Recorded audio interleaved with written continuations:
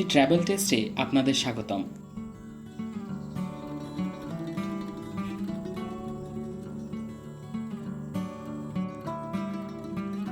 নিত্য প্রয়োজনীয় কারণে লোকাল ট্রেনে যাত্রা করার সময় কিংবা ভ্রমণ পিপাসু হয়ে যখন আমরা দূরপাল্লার ট্রেনে যাত্রা করি, তখন রেলের দুই ধারে আমরা দেখতে পাই কিছু সাইনবোর্ড। কি নির্দেশ করে এই সাইনবোর্ডগুলি? আসুন জেনে নিই।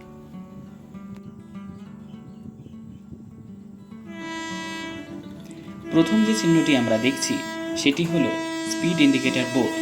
ত্রিভুজাকৃতির হলুদ রঙের বোর্ড, যার উপর কালো রঙের নাম্বার লেখা। এটি সেকশনে ট্রেনের গতিকে নির্দেশ করে। লোকো পাইলট এটি দেখা মাত্রই নিজের গতিকে এই গতিসীমার মধ্যে আনেন।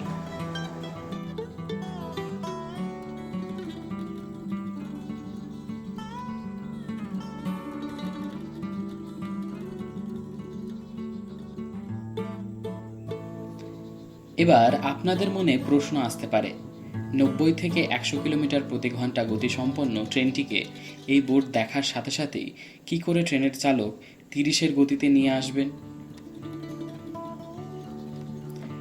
আসলে স্পিড ইন্ডিকেটর যেখানে বসানো আছে তার 700 মিটার আগে আরেকটি সাইনবোর্ড বসানো হয়, যাকে বলা হয় কশন ইন্ডিকেটর। এই বোর্ডের সাহায্যে চালক বুঝতে পারেন সামনে একটি স্পিড ইন্ডিকেটর বা কোনো রকমের কশন অর্ডার আছে এবং তিনি ট্রেনটিকে নিয়ন্ত্রণ করতে শুরু করেন।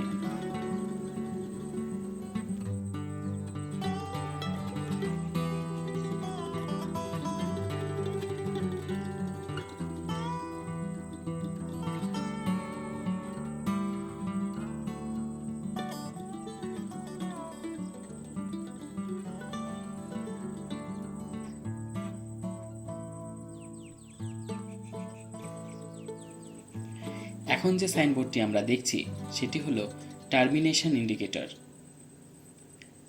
স্পিড ইন্ডিকেটর বোর্ডের কারণে ট্রেনটি যে নির্দিষ্ট গতিসীমার মধ্যে চলছিল, এই বোর্ডটি পার করার পর চালক ট্রেনটিকে নিজের ম্যাক্সিমাম পারমিসিবল স্পিডে নিয়ে যেতে পারবেন।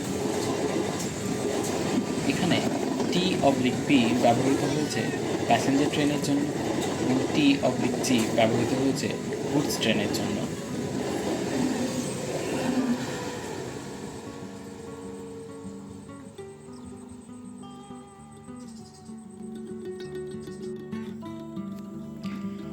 লোকাল ট্রেনে চলার সময় আমরা দেখেছি হঠাৎ করে ট্রেনের সমস্ত পাখা ও কিছু লাইট অফ হয়ে যায়, কারণ ট্রেনটি তখন নিউট্রাল সেকশন পার করছে।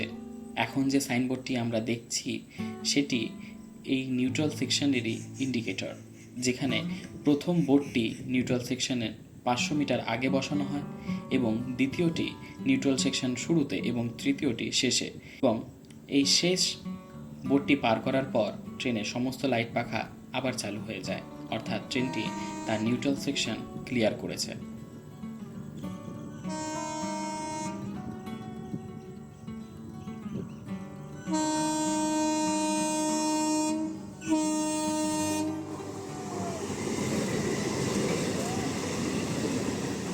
আমাদের আজকের শেষ সাইনবোর্ডটি হলো WL ইন্ডিকেটর, অর্থাৎ whistle for level crossing indicator, যা রেল গেটের আগে বসানো হয় এবং এটির সাহায্যে চালক বুঝতে পারেন যে সামনেই একটি রেলগেট আছে এবং হরেন বাজিয়ে রেলগেট পারাপাররত যানবাহনগুলোকে তিনি সতর্ক করেন।